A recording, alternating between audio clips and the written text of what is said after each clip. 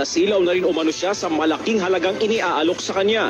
Isang Alberto Alejo na umano'y malapit sa Liberal Party ang tumawag sa kanya at nagbibigay ng pera kapalit ng pagsunod sa bawat ipinapagawa nila. So sabi nila sa akin, katulad ng inano nila kay Las Cañas, kung makaupo kami ng Senado, 500,000. Pag makarating na doon sa ICC, another 500,000.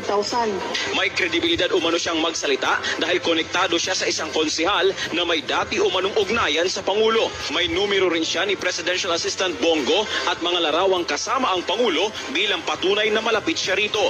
Ang abogado naman ni Edgar Matubato na si Attorney Jude Sabio ang siyang naghahanda ng kanyang affidavit laban sa presidente. Umabot ng 15 drafts ang affidavit dahil hindi umano kontento sa laman si Senator Antonio Trillanes IV at Senator Laila De Lima. Anong December, andun si Senator Trillanes. Tapos nung time na ngayon, andun si Ma'am De Lima. Natatawa nga siya nung binasa niya yung affidavit ko. Upang masigurong hindi rin siya babaliktad, may recorded na pag-uusap din umano sa kanya ang kampo ni Senator Trillanes. Subalit ayon kay Arcillas, hindi niya pinirmahan ang affidavit dahil hindi umano niya masikmura ang mga nakasulat na kasinungalingan dito. Lalo na anya at iniuugnay ang Pangulo sa illegal na droga dahil hindi na epektibo ang paninira kaugnay sa extrajudicial killings. Bakit ganito? Grabe naman to. Sabi ko kay Tinatamad! Ba't ayaw ninyo mag-convene? Ba't ayaw ninyo ilagay sa rules? May balak ba kayong mandaya?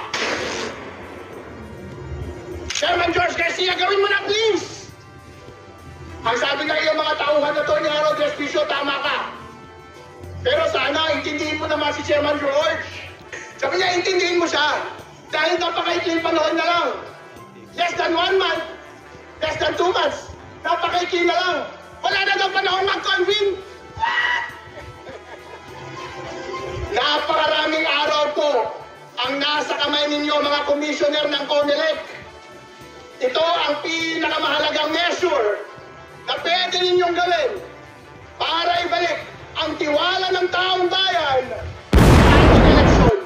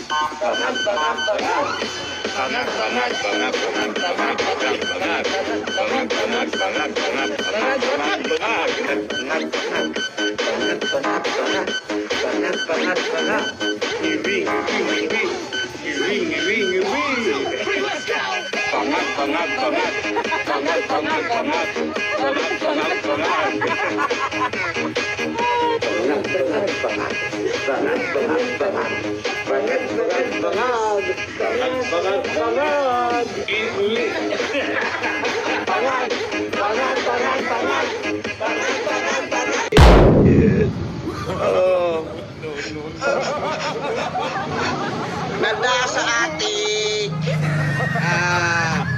sa atik, ibuhat ko todo. Mga viewers, para yung sa iyong kasayuran, ibuhat ko to nga magtinga. Pagkahibaw na ako nga sa ako ang intel sa Kurang Kaugalingon. Pag-report sa... Gay, sakit. Nada sa atik.